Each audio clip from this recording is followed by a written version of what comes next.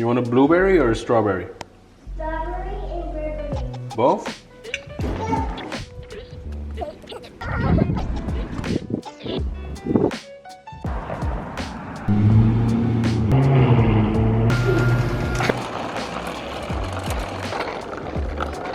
Aria Poker, this is Alan. Hello, Nojan for 2-5 please.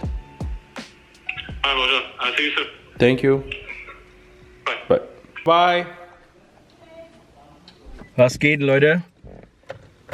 Ziemlich lustige Geschichte. Ich habe mich eben fertig gemacht, frisch geduscht, angezogen, komme runter, voll fresh und clean. Und meine Frau fragt, hä, fährst du los?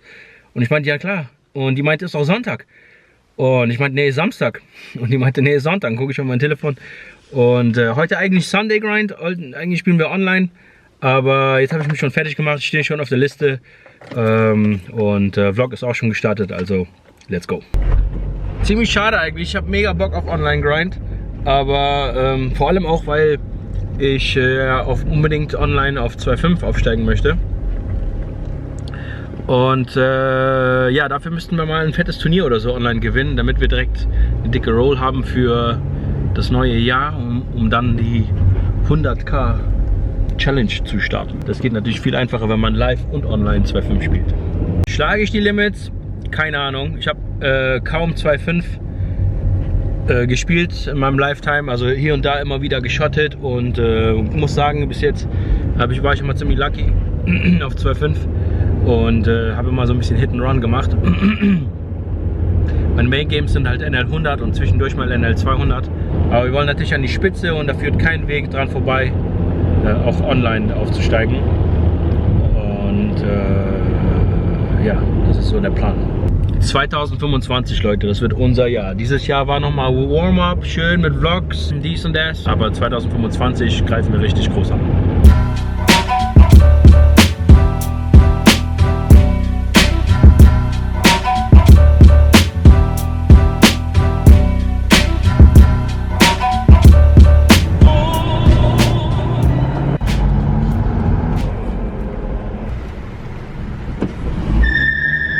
Heute ist Sunday Grind mal im Aria, aber ich werde, glaube ich, nur eine kurze Session spielen.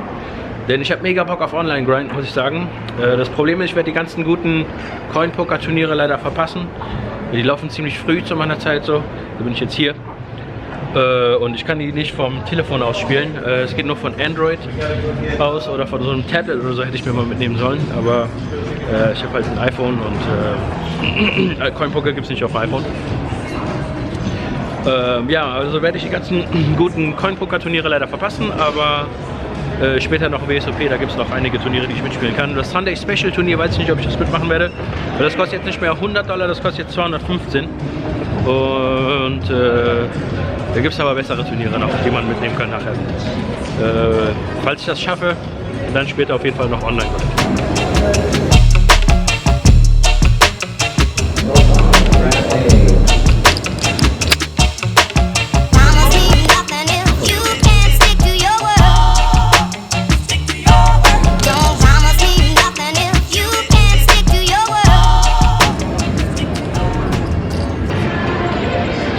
Leute, 6 Stunden in der Session und $1000 minus bis jetzt. Ich habe direkt in der zweiten Hand einmal straight over straight verloren und der Typ ist, das war ein neuer, wir haben einen neuen Tisch gestartet und wir haben zu viert gespielt mit $1 Rig und direkt die zweite Hand irgendwie habe ich straight over straight $600 verloren. Und das Lustige ist, der packt direkt die Chips ein, also der tut so, als würde sein Telefon klingeln und ist direkt abgehauen. Also der hat keine 5 Hände oder so gespielt insgesamt und hat einfach aufgedoppelt und ist direkt abgehauen. Ja, aber ich mache noch ein paar Stunden, also Turniere skippe ich dann heute. Tische sind auf jeden Fall noch gut. Dadurch, dass sie diese Turnierserie am Laufen haben, die ganzen Cowboys in der Stadt sind, da ist eine Cowgirl, ja. Mit auf jeden Fall ganz viel Geld am Tisch. Da ist ein Asiate, der hat fast 6.000, vielleicht sogar 7.000 vor sich. Der gewinnt einfach jede Hand. 3-bettet Ass-König, floppt dann einfach Nut Flush und wird voll ausbezahlt.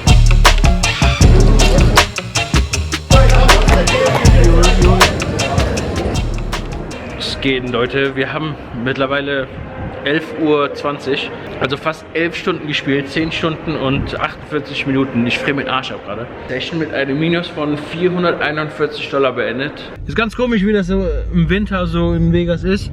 Da kann man sich tagsüber, also gestern lag ich oben ohne im Garten und habe mich gesonnt. Und abends muss man dann einen Wintermantel auspacken, weil man sich den Arsch abfriert. Aber ja, auf jeden Fall mega gute Sunday Grind gehabt heute. Stark gespielt, 11 Stunden. War zwar die ganze Zeit down. Ich war irgendwann mal 1500 down sogar noch. Also am Anfang halt ein bisschen Pech gehabt und dann Card Dead gewesen ganz lange Zeit. Und wir wollten nach 7 Stunden irgendwann wieder abhauen und dann weil einfach die ganze Card Dead war und hat einfach keinen Sinn mehr gegeben. Und dann hat sich irgendwie das Blatt wieder gewendet, wie man so schön sagt. Da haben auch mal ein paar Hände endlich gehalten und keine Ahnung, ich habe einmal Asse, hat einmal gefoldet im River, aber trotzdem schöner Pot gewesen. Der Open Ray sehe ich am Button, $15 mit Pocket 10er. Big Blind ist ein Big Stack, der hat einfach jede Hand hat der heute gewonnen. Alle 3-Bet-Pötte und immer Nuts gemacht und immer volle Auszahlung. Der hat da 7K vor sich gehabt. Der raced auf jeden Fall auf $55 und irgendwie komisch seine Race, normalerweise auf 60, 65, 75, irgendwie sowas, aber 55 ist immer so irgendwie so eine Size, wo man unbedingt einen Call haben möchte. Oh krass, guck mal hier Leute, was hier abgeht. Ganze Lack zerkratzt nach Weihnachten. Aber naja.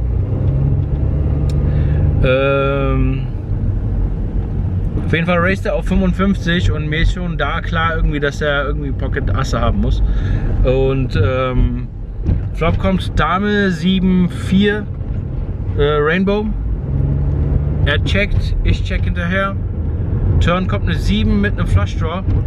Er bettet 75, ich calle und habe da noch kurz drüber nachgedacht zu folden, weil ich weiß halt einfach, dass er die Asse hat. Wäre aber irgendwie zu nitty gewesen.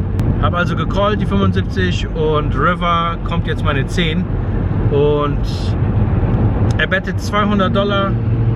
Ich raise auf 700 und er foldet leider. Er zeigt aber auch seine Asse und foldet. Problem ist, meine 10 war auch noch, also completed auf Flush. Also der setzt mich da entweder auf Full House oder auf Flush und da sind die Asse nicht mehr so gut. Ich hätte auch vielleicht einfach nur auf 600 oder 650 oder so raisen können, aber 700 war irgendwie sexier. Ist ganz komisch, wie das ist manchmal. Die ersten 7 Stunden hat die Session überhaupt gar keinen Bock gemacht. War ich auch selbst irgendwie ein bisschen unmotiviert und weil halt Card Dead und so. Und dann irgendwie nach der 7. Stunde, 8. Stunde, auf einmal hat das mega Bock gemacht, war ich auch voll präsent. Und ja, eine Hand nach dem anderen gewonnen. Jetzt haben wir schon 12 und alle am Schlafen. Ich lege mich wahrscheinlich auch direkt hin, weil morgen geht es super früh wieder zum Aria. Also ein paar Stunden schlafen und direkt nächste Session. Ein paar Stunden schlafen und direkt nächste Session spielen. Geht, Leute, mein Vlog geht direkt weiter. Gestern bin ich so um 12 erst zu Hause angekommen und ich bin direkt ins Bett. Also ist nicht mehr viel passiert und heute Morgen aufgewacht, auch wieder direkt fertig gemacht und jetzt sind wir hier. Meine Frau muss später um 7 arbeiten, also habe ich versucht, mich ein bisschen zu beeilen, damit wir nochmal genug Stunden reinkriegen. Und ja, an solchen Tagen ist es eigentlich immer am besten, weil da kann ich live spielen und später, wenn die Kids schlafen, dann nochmal ein bisschen online. Und wobei ich heute eigentlich einen Vlog schneiden muss, denn ich habe meinen Vlog gestern nicht hochgeladen und ihr bekommt jetzt 2 Tage in einen Vlog. Also. Ein Kumpel von mir hat eben erzählt, dass es im Win verschiedene Briefumschläge gibt, die man ziehen kann. Und also Mindestpreis ist irgendwie so eine Cappy und da gibt es mehrere Seats zu diesem $5 Millionen Guarantee-Turnier und auch so irgendwelche $400 Umschläge und also Sachen. Also ich weiß nicht genau, was es alles da so gibt, aber er meinte, es lohnt sich auf jeden Fall einmal zum Win zu fahren, um da mitzumachen. Ich spiele jetzt auf jeden Fall erstmal eine Session hier im Aria und wenn da nochmal genug Zeit ist, dann fahre ich schon mal schnell rüber zum Win. Ansonsten machen wir das morgen, aber wir haben auf jeden Fall bis zum 12. noch Zeit. Steven von Poker Bankroll Tracker ist jetzt auch bei uns im Discord am Start und geht auf eure Fragen ein. Und der Daniel Sun, der startet eine Bankroll Challenge und postet seine Updates auch hier im Discord. Also Daniel Sun, viel Glück. Ah, man. Love me no more.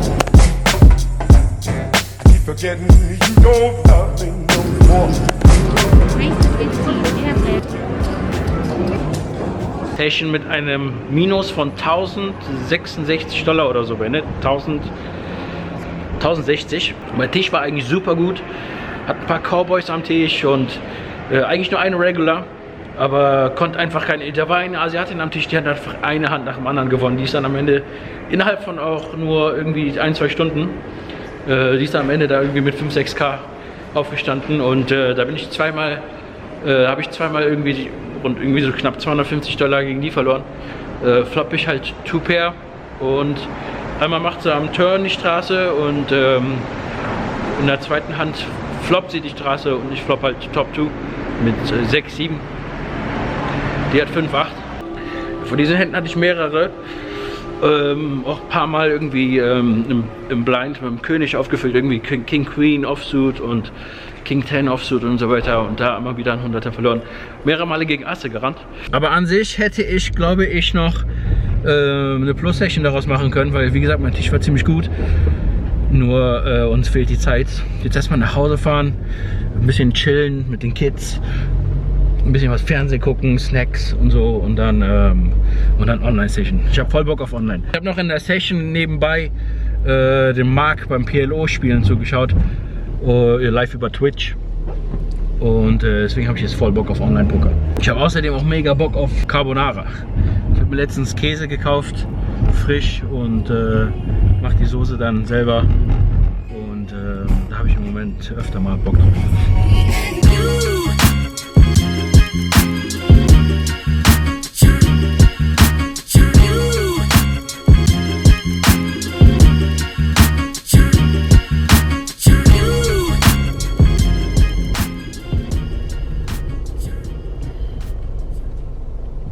Wir haben auch Dekoration, Leute. So, wieder zu Hause und ich bin eigentlich fertig mit dem Vlog. Wir habt jetzt 2 Sessions hier bekommen, leider beides Minus-Session, aber der Messe nichts, so läuft das halt einfach manchmal. Sind aber immer noch im Plus für einen Monat. Ich muss mir auch auf jeden Fall mal so eine Animation ausdenken, irgendwie, dass ihr die Results vom Monat irgendwie besser verfolgen könnt. Das macht auf jeden Fall Sinn für die Challenge, die wir nächstes Jahr auf jeden Fall starten möchten. Ich wollte aber nochmal auf eine Frage eingehen, die mir in den Kommentaren gestellt wurde, wie ich denn damit klarkomme nach den Sessions, ob jetzt Winning oder Losing Session, also wahrscheinlich eher bei Losing Sessions, wie ich das manage emotional und ob ich da irgendwie, wenn ich mit der Familie hänge, ob ich da noch über die Session nachdenke oder über die Verluste und ob mich das stört und so weiter. Also habe ich Gott sei Dank nicht, aber ich weiß genau, was du meinst. Die Frage wurde außerdem gestellt, ob das irgendwie antrainierbar ist, ob man, weil er damit irgendwie im Moment struggelt und die Antwort ist ja, das kann man auf jeden Fall sich antrainieren. Also da gehe ich wieder zurück zu dem Beispiel, wo ich damals, als meine allerersten Erfahrungen im Cash Game gesammelt hatte, wo ich dann diese große Losing Session hatte und mir auch noch Geld geliehen hatte. Diese Session, das hat mich fast eine Woche, da war ich fast eine Woche down. Ich kann mich auch gut erinnern, dass an dem Samstag dann ein Kumpel, ein sehr guter Freund von mir, Geburtstag hatte und wir dann mit einer großen Gruppe eigentlich in den Club wollten und ich da gar keinen Bock drauf hatte und lieber einfach zu Hause bleiben wollte und nichts unternehmen wollte und mich dann irgendwie dann doch aufgerafft habe und das war dann eine legendäre Nacht, muss ich sagen, aber das ist eine andere Geschichte. Weil ich damit sagen will, am Anfang hat mich das irgendwie eine ganze Woche gestört und dann irgendwie 5 Tage, 4 Tage, 3 Tage, 2 Tage und jetzt ist das mittlerweile mit der nächsten Hand ist das schon wieder gegessen, also falls ich mal eine große Hand verlieren sollte oder so. Also es kann mal sein, dass ich so eine richtig ekelhafte Session habe, wo ich nur aufs Maul kriege, wo einfach gar nichts funktioniert. Das tiltet schon ab und zu, aber am Spiel würde sich, glaube ich, nichts verändern. Und vor allem, wenn ich zu Hause bin, dann ist das auch wieder vergessen. Also sobald ich zu Hause reinkomme und die Kids, also da denke ich überhaupt gar nicht mehr an die Session. Da muss ich immer an Kobe Bryant denken, wo er meinte, dass das halt nicht jeden Tag gewinnen kann. und dass er sein Leben nicht irgendwie im Rollercoaster leben möchte, an Tagen, wo er verliert, dass er dann down ist und an Tagen, wo er gewinnt, dass er dann irgendwie hyper fröhlich ist oder so. Wenn du gewinnst, musst du am nächsten Tag aufstehen und das gleiche wiederholen. Und wenn du verlierst, dann musst du auch am nächsten Tag wieder aufstehen und das gleiche wiederholen. Also macht es da keinen Sinn, ständig in so einem Rollercoaster zu leben. Also die ganze Zeit diese Ups und Downs da irgendwie in den Tag mit reinzunehmen. Und ja, also was am Pokertisch passiert, diktiert nicht, wie der Rest meines Tages halt abläuft. Ich höre mich auch immer so an, als würde mich Tilt gar nicht stören, als würde ich nie tilten oder so. Das stimmt nicht, das passiert schon ab und zu mal.